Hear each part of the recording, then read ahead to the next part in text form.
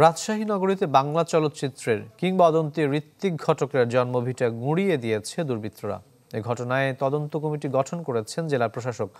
তবে সাংস্কৃতিক কর্মীদের চাওয়া যে দ্রুতই ঋত্বিক ঘটকের স্মরণে একটি কমপ্লেক্স নির্মাণের। 100% কপার কন্ডেন্সারে তৈরি ভিশন ফ্রিজ, তাই গুণে মানে অটুট থাকে বছরের পর বছর।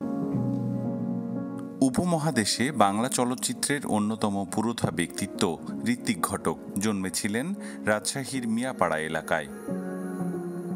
পড়াশোনা করেন নগরীর কলেজিয়েট স্কুল ও রাজশাহী কলেজে।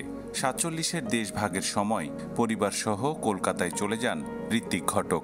1989 সালে এরশাদ সরকারের সময় জেলা প্রশাসকের কাছ থেকে তার জন্মভিটার অর্ধেকাংশ রাজশাহী হোমিওপ্যাথি মেডিকেল কলেজ হাসপাতাল লিজ নেয়।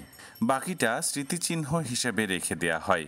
কিন্তু 6 আগস্ট রাতে সেই স্মৃতিটুকু হামলা করে তা ধ্বংস করে দুর্বৃত্তরা। এর আগেও ওনারা এটা দখলের নানানভাবে পায়তারা করেছেন। ঋত্বিক ঘটকের বাসাটা ভেঙে সাইকেল গ্যারেজ করার চেষ্টা করেছেন। তো সন্দেহটা আসলে আমাদের ওদের দিকে। বারবার তারা এখানে এরকম ধ্বংসাত্মক কার্যকলাপ করার চেষ্টা করেছে। 2017-18 সালেও কিন্তু তারা একবার চেষ্টা করেছিল, আমরা আন্দোলন করে ঠিকই ছিলাম। এই বাড়ি দেখতে নিয়মিত আসতেন বাংলা চলচ্চিত্রের অনেক কিংবদন্তি ও খ্যাতিমান ব্যক্তিত্বরা। বাড়িটি ধ্বংস করে ফেলায় একটি ইতিহাসের মৃত্যু হলো বলে মনে করেন সংস্কৃতি কর্মীরা।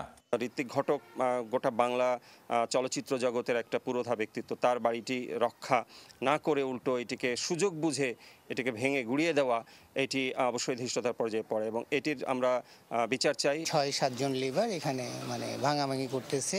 ওই দিক তো পুরা আপনার উত্তর সাইডটা পুরা ভেঙে ফেলছে। এইখানে এই দিক দিয়ে ভেঙে এদিকে ঢুকে ঠিক আমরা যে জায়গাটা দাঁড়ায় আছি এই রকম জায়গায় আপনার হলো বঙ্গবন্ধু কর্নার ছিল, এই জায়গাটা তারা ভাঙতেছে। হামলার ঘটনায় তদন্ত কমিটি গঠন করেছেন জেলা প্রশাসক। আমি আজকে প্রাথমিকভাবে এটি দেখে গেলাম ও একই সাথে আমি একটা নোটিশ দিয়ে যার যার শুনানি গ্রহণ করার এটি গ্রহণ করব। এটার সাথে জড়িত কারা, কিভাবে, কি ঘটনা ঘটিয়েছে এটা বিস্তারিত তদন্ত করে প্রতিবেদন দিয়ে এবং যারা যারা দায়ী থাকবে তাদেরকে যথাযথ শাস্তির আওতায় নিয়ে। বাড়ি ধ্বংসের পর এখন সাংস্কৃতিক কর্মীদের চাওয়া দ্রুত ঋত্বিক ঘটকের স্মরণে একটি কমপ্লেক্স নির্মাণের। আবরার শাইর, চ্যানেল 24, রাজশাহী।